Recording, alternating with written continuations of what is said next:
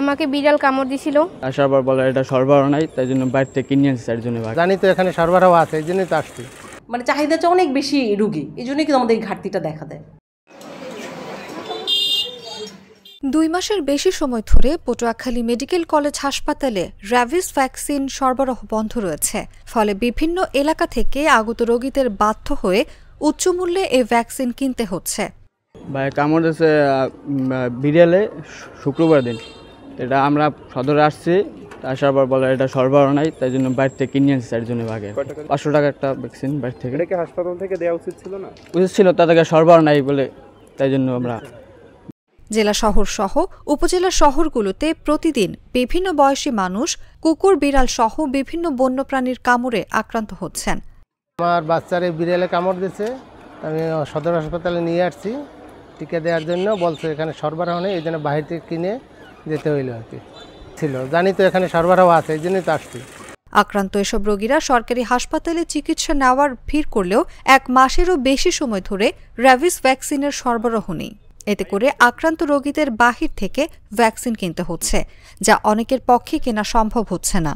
আমাকে বিড়াল কামড় দিছিল, তারপর আমার আব্বু আমাকে হাসপাতালে নিয়ে এসেছে, কিন্তু বলছে জায়গা নাই, তারপর বাহির থেকে কিনে আমাকে দিয়েছে।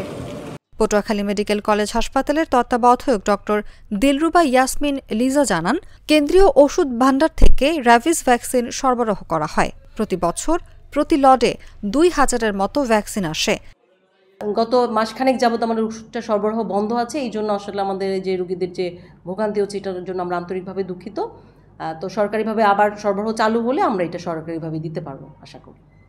আমরা আমাদের এক লটে প্রায় 2000-এর মতো ভ্যাকসিন নিয়ে আসে, কিন্তু ইদানিং দেখা যায় যে আসলে এই যে শুধু কুকুরে কামড় না, অনেকেই দেখা যায় যে বিড়াল পালে, তো অনেকে আসলে মানে পালা বিড়ালও অনেক সময় দেখা যায় যে হয়তো কোনো কারণে একটা আক্রান্ত হয়, মানে তারাও আসে। আমাদের কিন্তু মানে চাহিদাটা অনেক বেশি রুগী, এই জন্যই কিন্তু আমাদের এই ঘাটতিটা দেখা দেয়। এদিকে পটুয়াখালী শহরের বিভিন্ন ফার্মেসিতে খোঁজ নিয়ে জানা যায়, বর্তমানে প্রতিটি ভ্যাকসিন বিক্রি হচ্ছে 500 টাকায়। তবে বিভিন্ন এলাকা থেকে আসা রোগীরা এই ভ্যাকসিন না দিয়েই ফিরে যাচ্ছেন। এতে করে জলাতঙ্ক ছড়িয়ে পড়ার সম্ভাবনাও দেখছেন স্বাস্থ্য খাতের সঙ্গে জড়িতরা।